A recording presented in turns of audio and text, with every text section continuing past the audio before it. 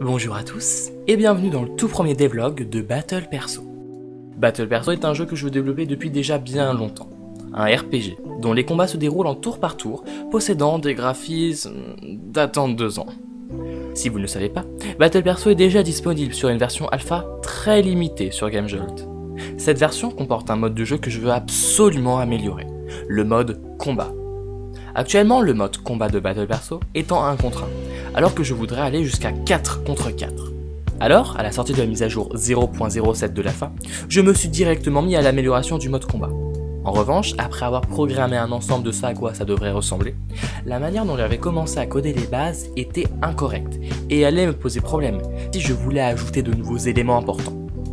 Alors, en ayant découvert les devlogs entre temps, je me décida de recommencer le mode combat 4 contre 4 et cette fois-ci, je ferai un devlog dessus.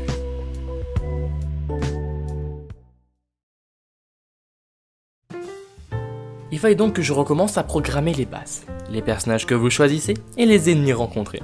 Dans le cas des ennemis pour l'instant, il n'y a que le punching ball qui est là. Ensuite, j'ai vite recyclé le décor et les attaques non fonctionnelles du mode combat 4 contre 4 mal programmé, fait un test des attaques des personnages pour voir si pour l'instant le jeu pouvait endurer ça, et ensuite je suis directement passé à l'intelligence artificielle des ennemis. Exceptionnellement, je vais un peu rentrer dans les détails pour cette partie de la vidéo. Donc, en gros, un compteur invisible au joueur est appelé phase. Lorsque ce compteur passe à 2, 4 objets appelés viseurs vont se placer aléatoirement aux emplacements des personnages. Si un compteur n'est pas en collision avec un personnage car celui-ci est mort, par exemple, il va tout simplement se rediriger sur l'emplacement d'un autre personnage aléatoirement.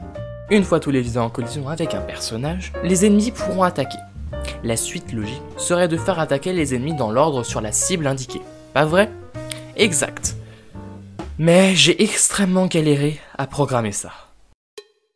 En fait, le logiciel que j'utilise pour coder mon jeu, Click Fusion, parfois ne comprend pas même des actions simples.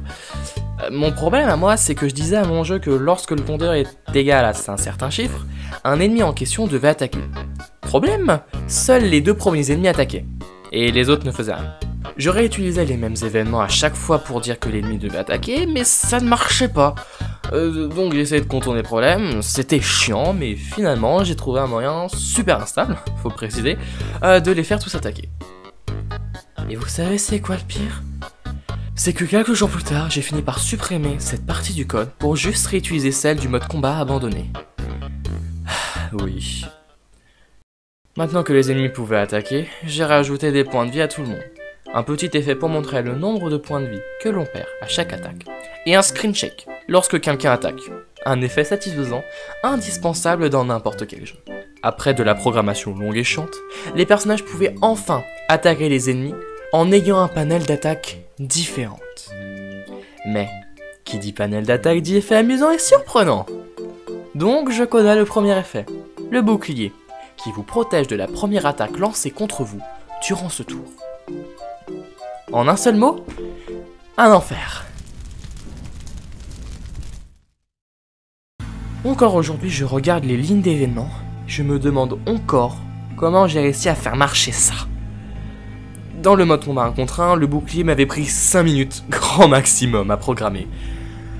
Alors que là... Mais le pire, c'était de le coder pour les ennemis.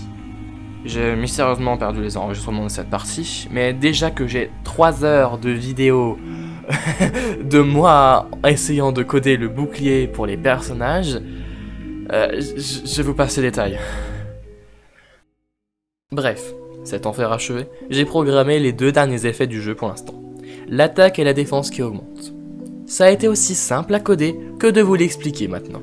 Lorsque votre attaque augmente, vous infligez 5 points de dégâts supplémentaires lorsque vous attaquez.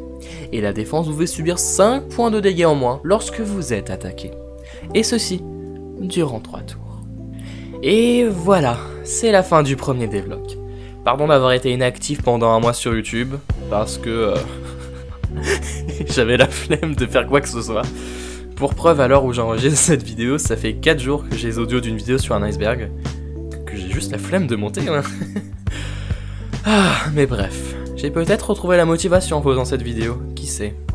Sur ce, je vous souhaite à tous et à toutes une bonne soirée.